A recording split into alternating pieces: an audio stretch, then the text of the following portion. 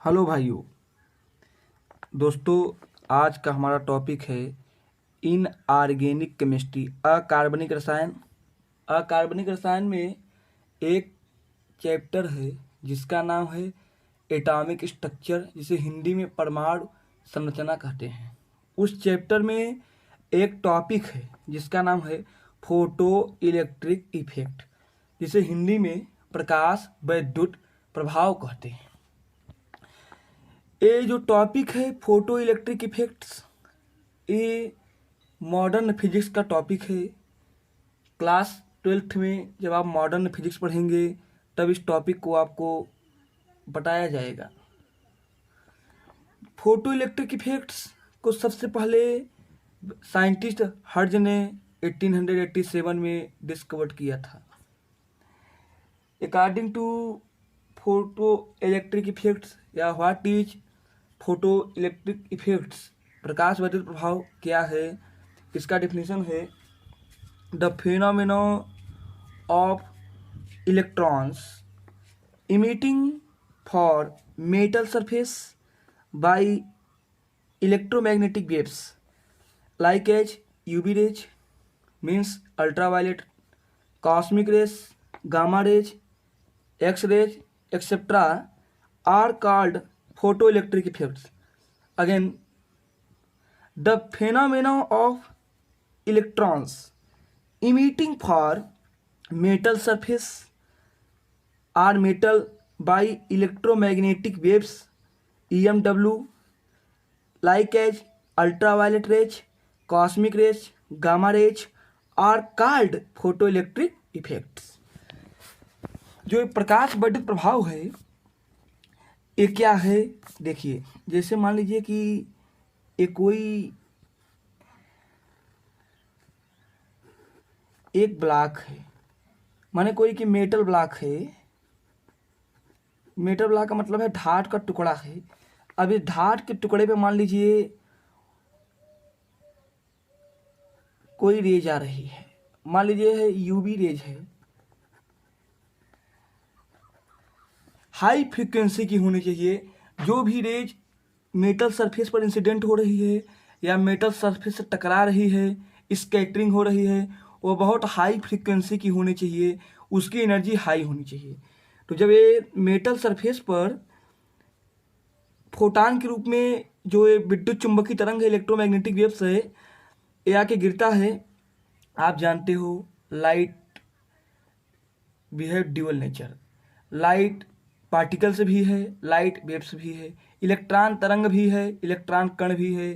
तो प्रकाश वर्धित प्रभाव पार्टिकल्स नेचर को शो करता है लाइट के। जब लाइट आती है मेटल सरफेस पे गिरती है और गिरने के पश्चात इस मेटल से इलेक्ट्रॉन इमिट होने लगते हैं अर्थात इलेक्ट्रॉन निकल जाते हैं। Photo electric effect is a property of light.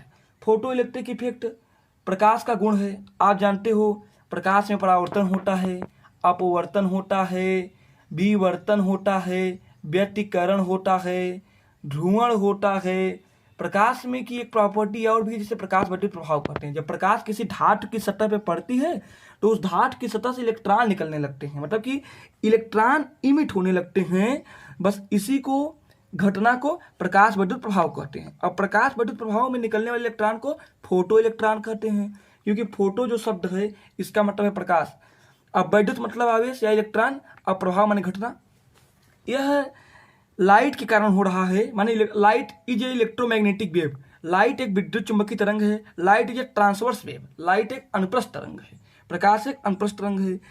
तो जो ये आता है, जब ये लाइट एक फोटान के रूप में आएगी और मेटल के सरफेस पे गिरेगी तो उससे इलेक्ट्रॉन को बाहर निकाल देगी मेटल से। ठीक, आप जानते हो कि जो फोटान है, Planck's quantum theory, according to Planck's quantum theory, Planck के क्वांटम सिद्धांत से प्रत्येक फोटान की एनर्जी क्या होती है? E=h²। जो लाइट आ रही है, मान लीजिए अल्ट्रावायलेट रेज है, लेकिन एक शर्त है कि जो लाइट इंसिडेंट हो रही है मेटल सरफेस पर वो बहुत हाई फ्रीक्वेंसी की होनी चाहिए। हाई फ्रीक्वेंसी माने कि उसकी एनर्जी बहुत अधिक होनी चाहिए, वेवलेंथ स्मॉल होना चाहिए, तो एच न्यू होती है। तो इस जो मतलब कि यह वेव है या लाइट है, इसकी एनर्जी मान लीजिए एच न्यू है।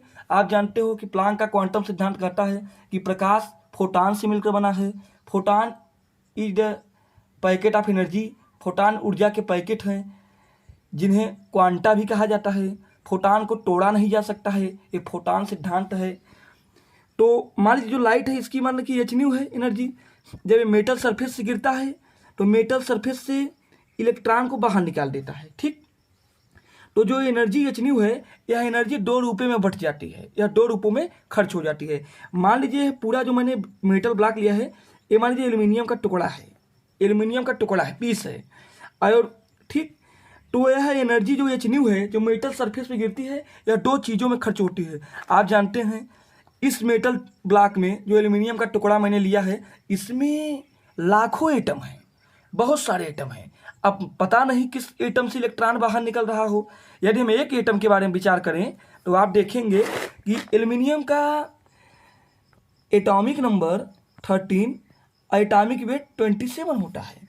यदि हम इसके एक एटम के डायग्राम के बारे में विचार करें तो आप देखेंगे 13 प्रोटॉन और 14 न्यूट्रॉन। ये तो इसका न्यूक्लियस हो गया 1 एल्यूमिनियम एटम का। और इसका इलेक्ट्रॉनिक कन्फिग्रेशन जब आप करेंगे तो 3 कक्षाएं बनेंगी। ये दूसरी कक्षा, आए तीसरी कक्षा।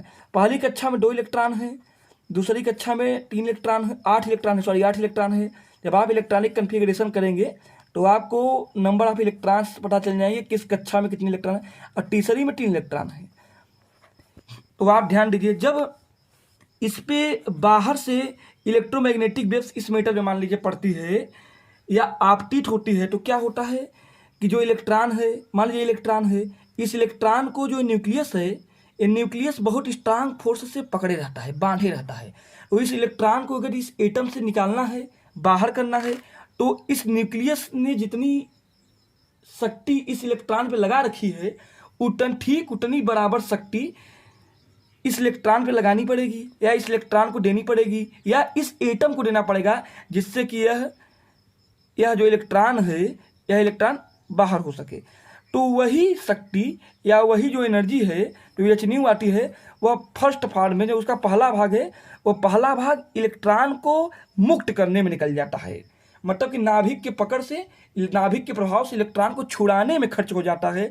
और इसी एनर्जी को वर्क फंक्शन कहते हैं, जिसे W से प्रदर्शित करते हैं। और जो प्रत्येक मेटल, इब्री मेटल, जितने भी एटम है, every metal are different work function. सभी धातुओं के कार्य फलन भिन्न भिन्न होते हैं। W क्या है? वर्क फंक्शन ऑफ मेटल है, माने कि ये धातु का कार्य फलन है, और यह धातु की प्रकृति पर निर्भर करता है।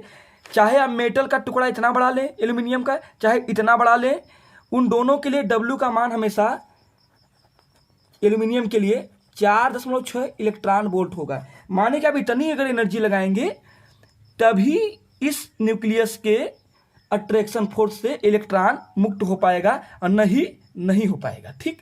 तो अलग अलग मेटल के लिए वर्क फंक्शन का मान अलग अलग होता है। और जो दूसरे फॉर्म में एनर्जी चेंज होती है, वो चेंज होती है, इलेक्ट्रॉन को काइनेटिक एनर्जी प्रदान करती है, माने कि Ke, गतिज ऊर्जा। इलेक्ट्रॉन को काइनेटिक एनर्जी के रूप में एच न्यू जो है वह मतलब प्रदान हो जाती है। तो एक साइंटिस्ट था, बहुत ग्रेट साइंटिस्ट था, अल्बर्ट आइंस्टीन। आइंस्टीन ने 1905 में फोटो इलेक्ट्रिक इफेक्ट के लिए एक समीकरण दिया। उसने बताया कि फोटो इलेक्ट्रिक इफेक्ट को हम मैथमेटिकल रूप से कैसे कह सकते हैं।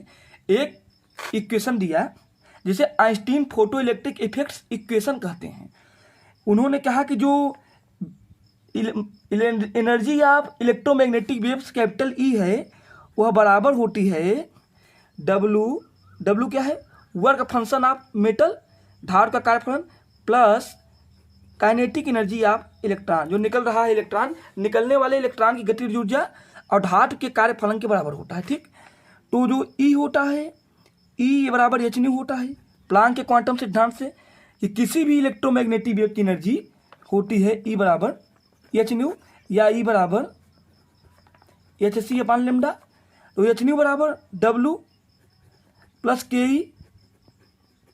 तो आप देखेंगे कि यहाँ पे यदि हम W को एक्सपेंस करें, खोलें, W बराबर होता है एच न्यू नॉट प्लस के ई। न्यू नॉट क्या है यहाँ पे?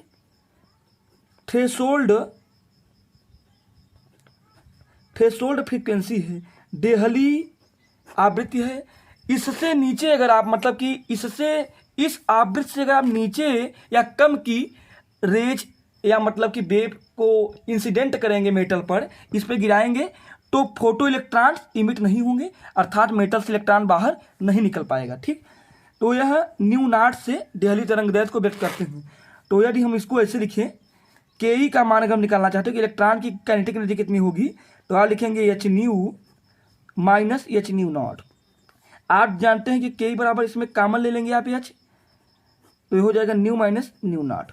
अब आप जानते हैं न्यू बराबर होता है सी अपान लेमडा, तो के ई बराबर होगा एच, यहाँ लिख देंगे आप c upon lambda minus c upon lambda not, तो के ई बराबर होगा एच, यहाँ पे आप सी कॉमन ले लेंगे, सी 1 upon lambda minus 1 upon lambda not. तो यही इक्वेशन है। के ई को आप एक्सपेंस कर सकते हैं। आप जानते हैं के ई बराबर 1/2 एम बी स्क्वायर या हाफ एम बी स्क्वायर होता है, तो हाफ एम बी स्क्वायर, ये मैक्सिमम भी लिख सकते हैं, max H C upon 1 upon lambda minus 1 upon lambda not. तो यही जो ए निकलता है, बस यही है आइंस्टीन का प्रकाश वैद्युत प्रभाव समीकरण। आइंस्टीन का प्रकाश वैद्युत प्रभाव समीकरण क्या है कि हाफ एम वी मैक्स है, मैक्सिमम स्क्वायर बराबर होता है एच सी ब्रैकेट में 1 upon lambda minus 1 upon lambda not. बस यही है आइंस्टीन का प्रकाश वैद्युत समीकरण। आइंस्टीन का प्रकाश वैद्युत प्रभाव समीकरण, यही इक्वेशन है। और इसमें V क्या है? इलेक्ट्रॉन का वेग है। C क्या है? प्रकाश का वेग है।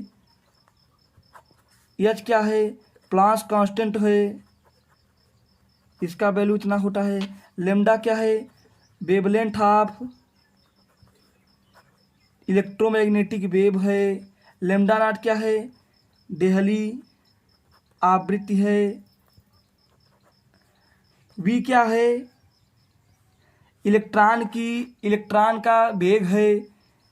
एम क्या है? इलेक्ट्रॉन का द्रव्यमान है, 9.1 × 10⁻³ किलोग्राम होता है।